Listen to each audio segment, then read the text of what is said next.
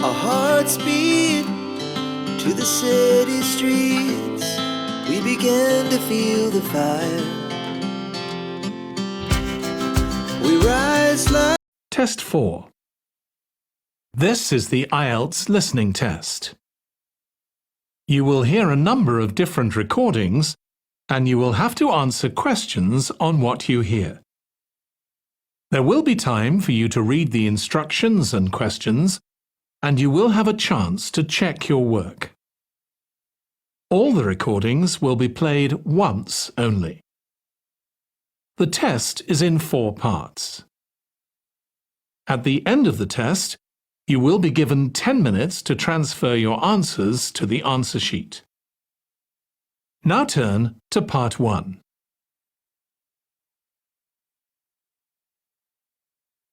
Part 1. You will hear a representative from a train company talking to a woman about her train journey. First, you have some time to look at questions 1 to 6.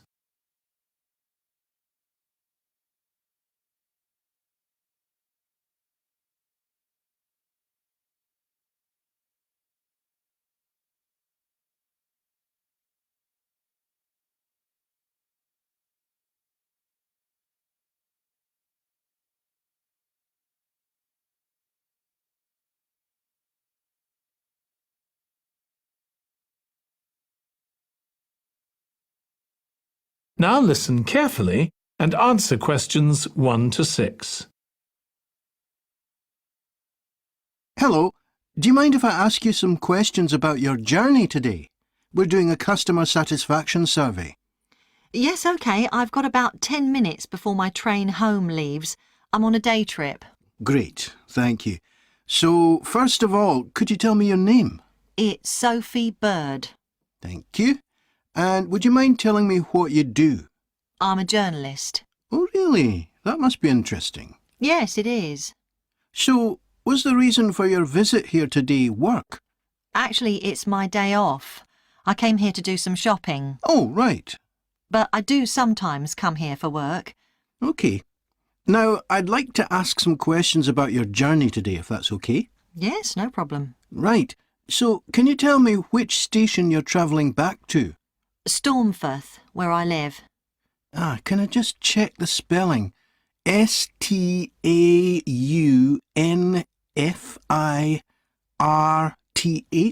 That's right. And you travelled from there this morning? Yes. OK, good. Next, can I ask what kind of ticket you bought? I assume it wasn't a season ticket as you don't travel every day. That's right. No, I just got a normal return ticket. I don't have a rail card, so I didn't get any discount. I keep meaning to get one because it's a lot cheaper. Yes, you'd have saved 20% on your ticket today. So you paid the full price for your ticket? I paid £23.70. OK. Do you think that's good value for money? Not really. I think it's too much for a journey that only takes 45 minutes. Yes, that's one of the main complaints we get. So you didn't buy your ticket in advance? No. I know it's cheaper if you buy a week in advance, but I didn't know I was coming then. I know. You can't always plan ahead. So, did you buy it this morning? No, it was yesterday. Right. And do you usually buy your tickets at the station? Well, I do usually, but the ticket office closes early and I hate using ticket machines. I think ticket offices should be open for longer hours. There's always a queue for the machines and they're often out of order. A lot of customers are saying the same thing. So, to answer your question, I got an e-ticket online. Before you hear the rest of the conversation, you have some time to look at questions 7 to 10.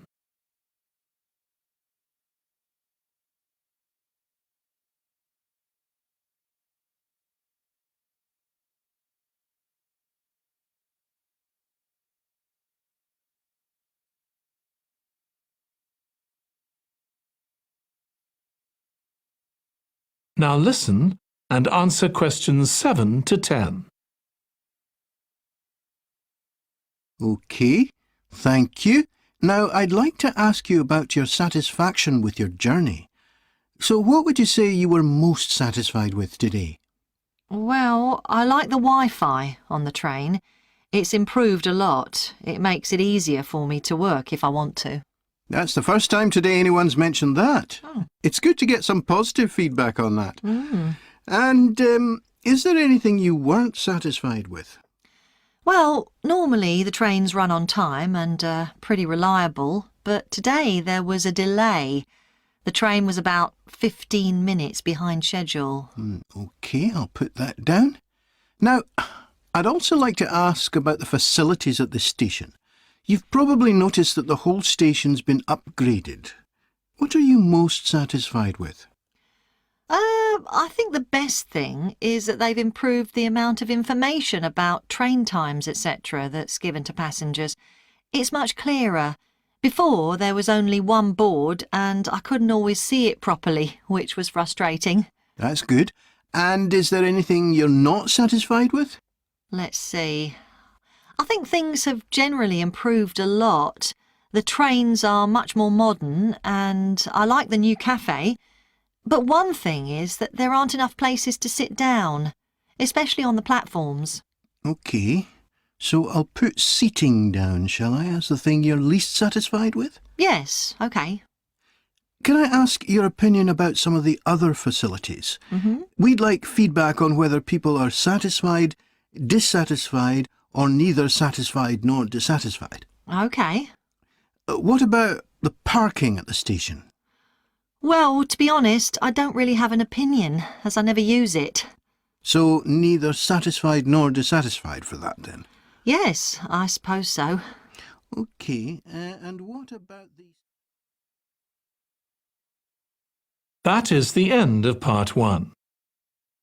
You now have 1 minute to check your answers to part 1.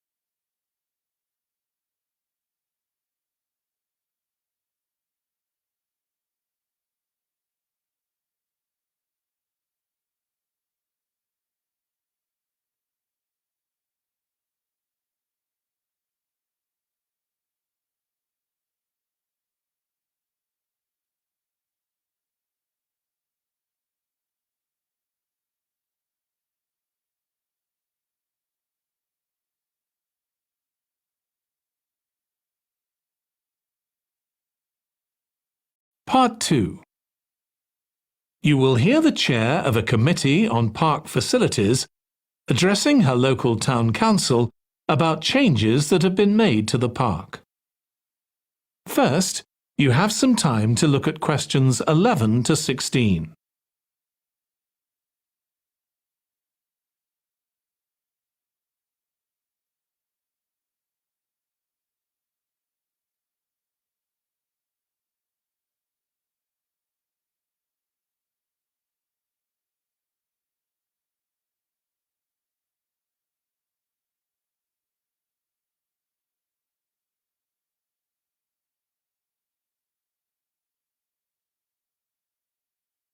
Now listen carefully and answer questions 11 to 16. As chair of the Town Council Subcommittee on Park Facilities, I'd like to bring you up to date on some of the changes that have been made recently to the Croft Valley Park. So if you could just take a look at the map I handed out, let's begin with a general overview. So, the basic arrangement of the park hasn't changed. It still has 2 gates, north and south, and a lake in the middle. The cafe continues to serve an assortment of drinks and snacks, and is still in the same place, looking out over the lake and next to the old museum. We're hoping to change the location of the toilets and bring them nearer to the centre of the park, as they're a bit out of the way at present, near the adventure playground, in the corner of your map. The formal gardens have been replanted and should be at their best in a month or two. They used to be behind the old museum, but we've now used the space near the south gate, between the park boundary and the path that goes past the lake towards the old museum. We have a new outdoor gym for adults and children, which is already proving very popular. It's by the glass houses, just to the right of the path from the south gate. You have to look for it, as it's a bit hidden in the trees. One very successful introduction has been our skateboard ramp. It's in constant use during the evenings and holidays. It's near the old museum, at the end of a little path that leads off from the main path between the lake and the museum. We've also introduced a new area for wildflowers to attract bees and butterflies. It's on a bend in the path that goes round the east side of the lake, just south of the adventure playground. Before you hear the rest of the presentation, you have some time to look at questions 17 to 20.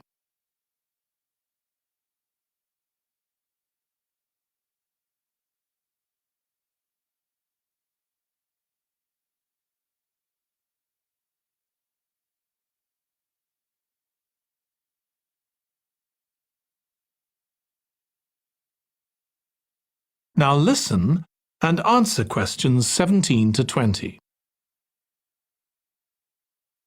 Now, let me tell you a bit more about some of the changes to Croft Valley Park. One of our most exciting developments has been the adventure playground. We were aware that we had nowhere for children to let off steam and decided to use our available funds to set up a completely new facility in a large space to the north of the park.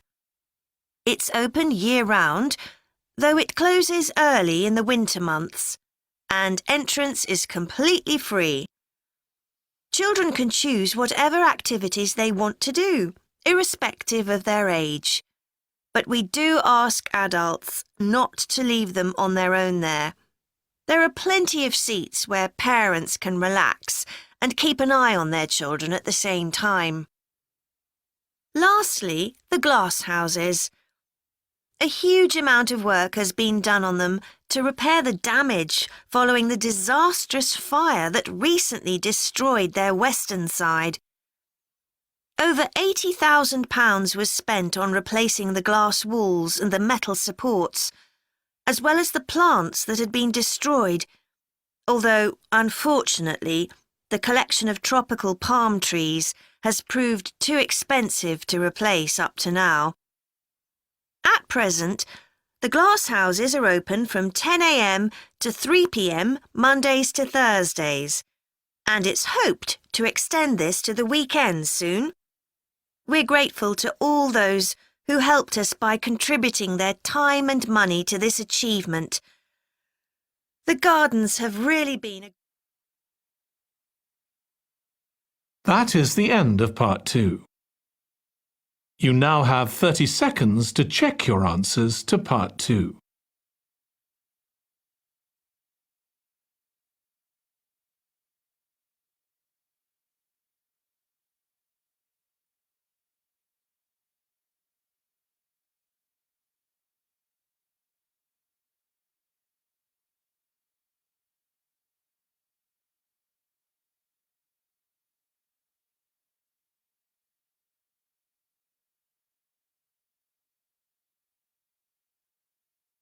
Part 3. You will hear 2 students of social history called Annie and Jack discussing their presentation about refrigeration. First, you have some time to look at questions 21 to 24.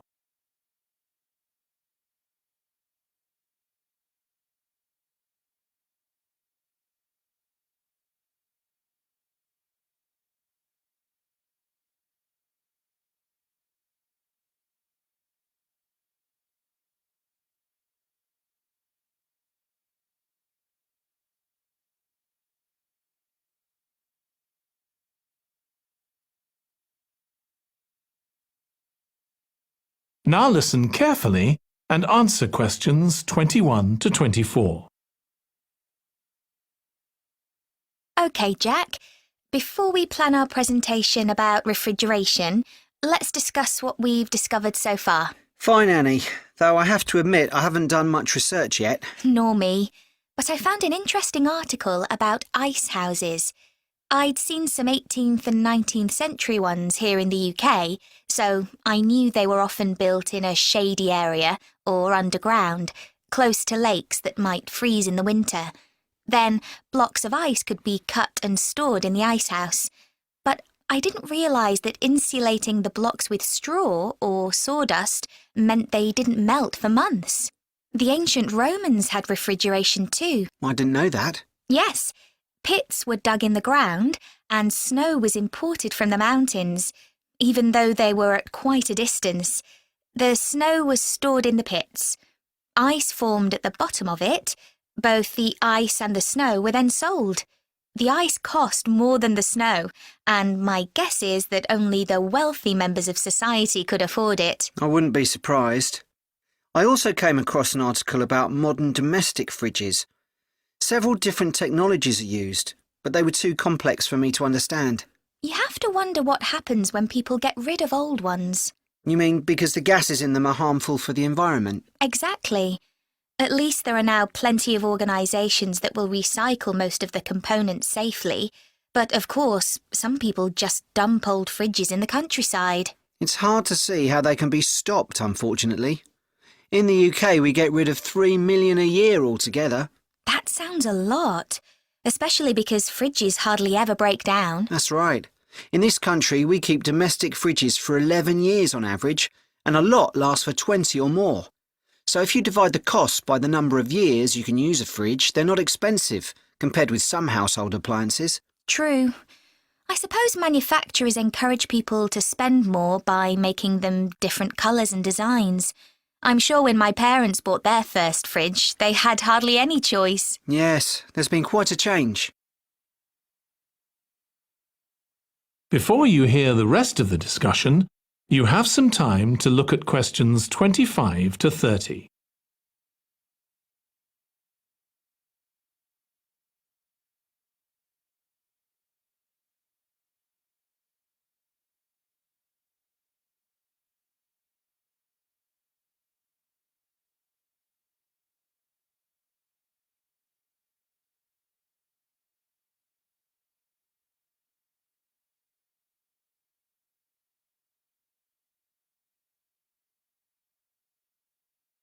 Now listen and answer questions 25 to 30. Right, let's make a list of topics to cover in our presentation and decide who's going to do more research on them. Then later we can get together and plan the next step. OK. How about starting with how useful refrigeration is and the range of goods that are refrigerated nowadays? Because, of course, it's not just food and drinks. No, I suppose flowers and medicines are refrigerated too. And computers.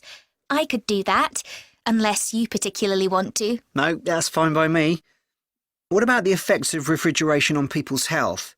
After all, some of the chemicals used in the 19th century were pretty harmful, but there have been lots of benefits too, like always having access to fresh food. Do you fancy dealing with that? I'm not terribly keen, to be honest. Nor me. My mind just goes blank when I read anything about chemicals.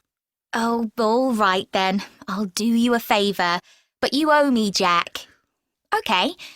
What about the effects on food producers, like farmers in poorer countries being able to export their produce to developed countries? Something for you, maybe? I don't mind. It should be quite interesting. I think we should also look at how refrigeration has helped whole cities, like Las Vegas, which couldn't exist without refrigeration because it's in the middle of a desert. Right. I had a quick look at an economics book in the library that's got a chapter about this sort of thing. I could give you the title if you want to do this section. Not particularly, to be honest. I find economics books pretty heavy going as a rule. OK, leave it to me then. Thanks. Then there's transport and the difference that refrigerated trucks have made. I wouldn't mind having a go at that. Don't forget trains too. I read something about milk and butter being transported in refrigerated railroad cars in the USA right back in the 1840s. I hadn't thought of trains. Thanks. Shall we have a separate section on domestic fridges? After all, they're something everyone's familiar with. What about splitting it into two? You could investigate 19th and 20th century fridges, and I'll concentrate on what's available these days, and how manufacturers differentiate their products from those of their competitors. OK, that'd suit me. That is the end of part 3. You now have 30 seconds to check your answers to part 3.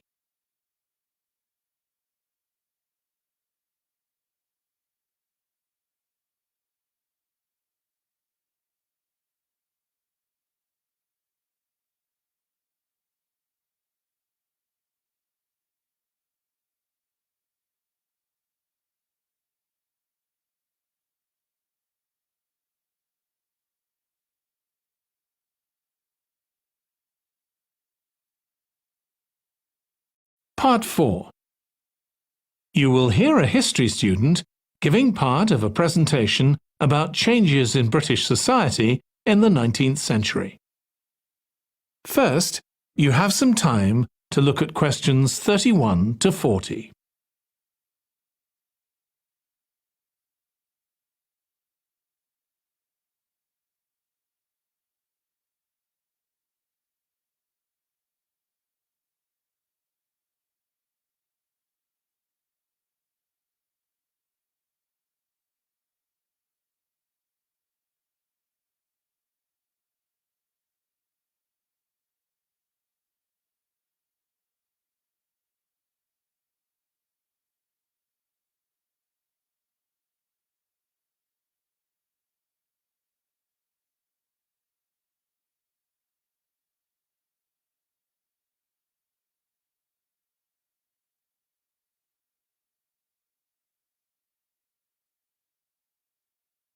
Now listen carefully and answer questions 31 to 40. Hi everyone. In this session, I'll be presenting my research about the social history of Britain during the Industrial Revolution. I particularly looked at how ordinary lives were affected by changes that happened at that time. This was a time that saw the beginning of a new phenomenon, consumerism, where buying and selling goods became a major part of ordinary people's lives. In fact, it was in the 19th century that the quantity and quality of people's possessions was used as an indication of the wealth of the country. Before this, the vast majority of people had very few possessions, but all that was changed by the Industrial Revolution. This was the era from the mid-18th to the late 19th century, when improvements in how goods were made, as well as in technology, triggered massive social changes that transformed life for just about everybody in several key areas. First, let's look at manufacturing. When it comes to manufacturing, we tend to think of the Industrial Revolution in images of steam engines and coal. And it's true that the Industrial Revolution couldn't have taken place at all if it weren't for these new sources of power. They marked an important shift away from the traditional watermills and windmills that had dominated before this. The most advanced industry for much of the 19th century was textiles. This meant that fashionable fabrics and lace and ribbons were made available to everyone. Before the Industrial Revolution, most people made goods to sell in small workshops, often in their own homes. But enormous new machines were now being created that could produce the goods faster and on a larger scale, and these required a lot more space. So large factories were built, replacing the workshops and forcing workers to travel to work. In fact, large numbers of people migrated from villages into towns as a result.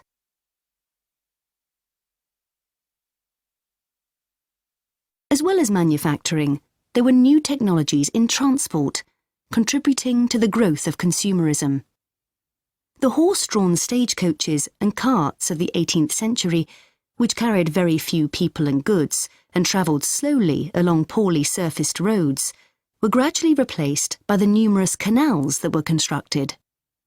These were particularly important for the transportation of goods. The canals gradually fell out of use, though, as railways were developed, becoming the main way of moving goods and people from one end of the country to the other. And the goods they moved weren't just coal, iron, clothes, and so on. Significantly, they included newspapers, which meant that thousands of people were not only more knowledgeable about what was going on in the country, but could also read about what was available in the shops. And that encouraged them to buy more. So faster forms of transport resulted in distribution becoming far more efficient. Goods could now be sold all over the country instead of just in the local market. The third main area that saw changes that contributed to consumerism was retailing. The number and quality of shops grew rapidly, and in particular, small shops suffered as customers flocked to the growing number of department stores, a form of retailing that was new in the 19th century. The entrepreneurs who opened these found new ways to stock them with goods and to attract customers. For instance, improved lighting inside greatly increased the visibility of the goods for sale. Another development that made goods more visible from outside resulted from the use of plate glass, which made it possible for windows to be much larger than previously. New ways of promoting goods were introduced too. Previously, the focus had been on informing potential customers about the availability of goods. Now, there was an explosion in advertising trying to persuade people to go shopping. Flanders claims that one of the great effects of the Industrial Revolution was that it created choice. All sorts of things that had previously been luxuries, from sugar to cutlery, became conveniences, and before long they turned into necessities. Life without sugar or cutlery was unimaginable, rather like mobile phones these days. That is the end of Part 4.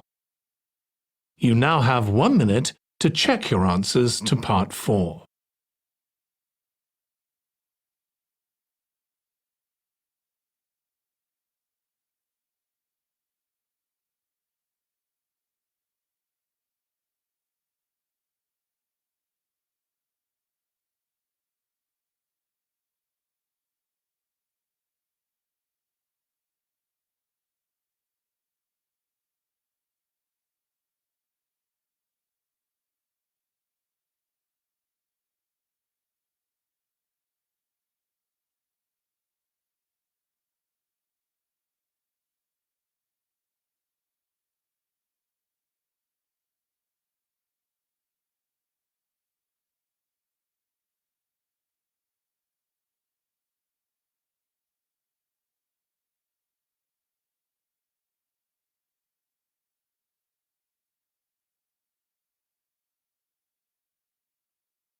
That is the end of the listening test.